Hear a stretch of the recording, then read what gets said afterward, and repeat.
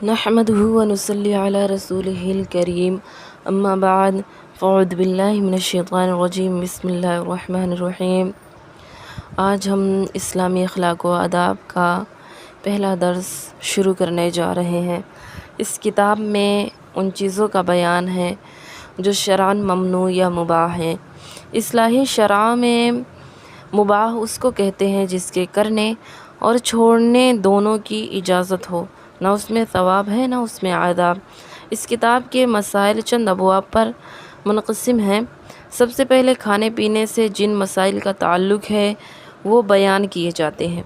کہ انسانی زندگی کا تعلق کھانے پینے سے ہے۔ قرآن مجید میں ارشاد ہوتا ہے یا ایھا الذین آمنوا لا تحرموا طیبات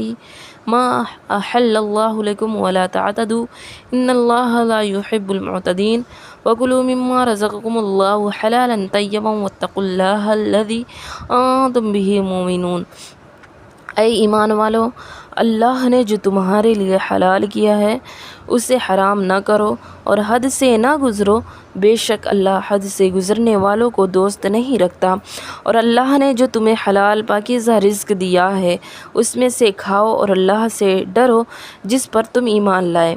کلوا مما رزقکم اللہ ولا تتبعوا خطوات الشیطان انہ لکم عدو مبین۔ کھاؤ اس میں سے جو اللہ نے تمہیں روزی دی اور شیطان کے بہکاؤ میں یعنی شیطان کے قدموں پر نہ چلو، بے شک وہ تمہارا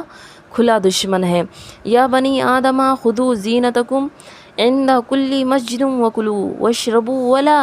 تسرفوا انہ لا يحب المسرفین۔ قل من حرم زینت اللہ التی اخرج لعبادہ والطیبات من رزق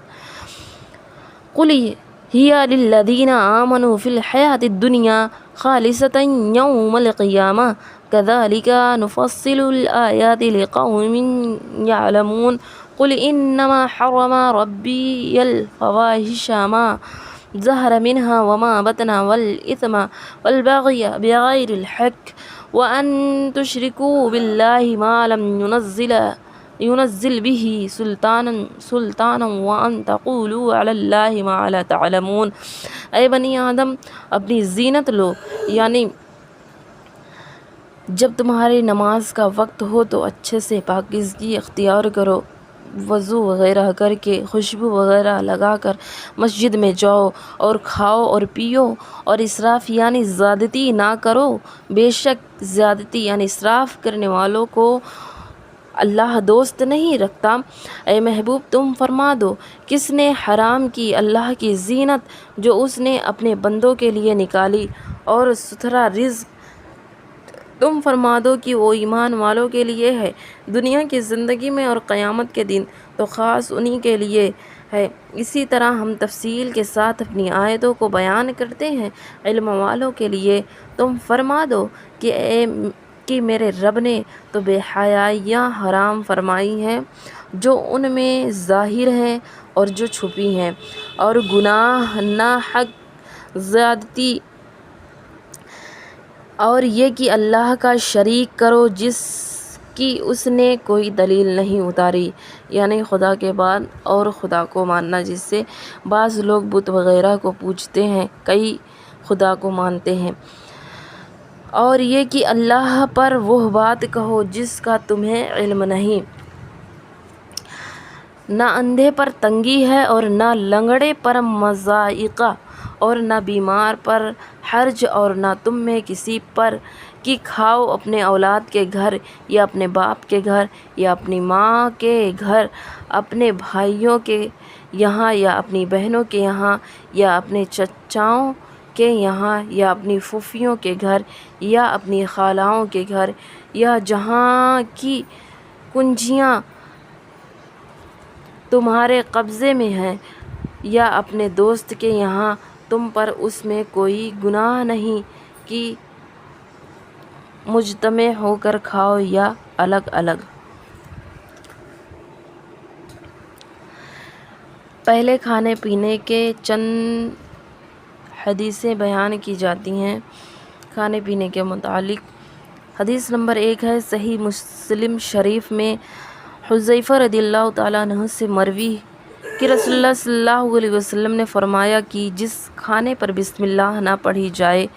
شیطان کے لیے وہ کھانا حلال ہو جاتا ہے، یعنی بسم اللہ نہ پڑھنے کی صورت میں شیطان اس کھانے میں شریک ہو جاتا ہے۔ بعض اوقات چھوٹے بچے وغیرہ یا ہم لوگ کسی کام میں مصروف رہتے ہیں تو جلد بازی میں چھوٹے بچوں کو دیکھو کہ وہ جلدی سے ہاتھ ڈال دیتے ہیں کھانے میں اور کھانے لگتے ہیں، بسم اللہ نہیں پڑھتے ہیں۔ تو وہ یہاں پہ وہی بتایا گیا ہے کہ ہمیں کھانے پینے میں زیادہ احتیاط رکھنا چاہیے کہ بسم اللہ سے شروع کیا جائے، نہیں تو شیطان اس میں شامل ہو جاتا ہے، اور ہم اپنے بچوں کی یہ تربیت دیں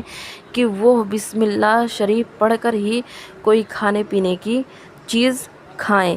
دوسری حدیث ہے کہ صحیح مسلم میں جابر رضی اللہ تعالیٰ عنہ سے مروی ہے کہ حضور اقدس صلی اللہ علیہ وسلم نے فرمایا، جب کوئی شخص مکان میں آیا اور داخل ہوتے وقت اور کھانے کے وقت اس نے بسم اللہ پڑھ لی تو شیطان اپنی ذریت سے کہتا ہے کہ اس گھر میں نہ تمہیں رہنا ملے گا نہ کھانا، اور اگر داخل ہوتے وقت بسم اللہ نہ پڑھی تو کہتا ہے کہ اب تمہیں رہنے کی جگہ مل گئی، اور کھانے کے وقت بھی بسم اللہ نہ پڑھی تو کہتا ہے کہ رہنے کی جگہ بھی ملی اور کھانا بھی ملا۔ اس حدیث میں یہ بتایا گیا ہے کہ ہم جب بھی باہر سے آئیں گھر میں تو بسم اللہ ضرور پڑھ لیں، اور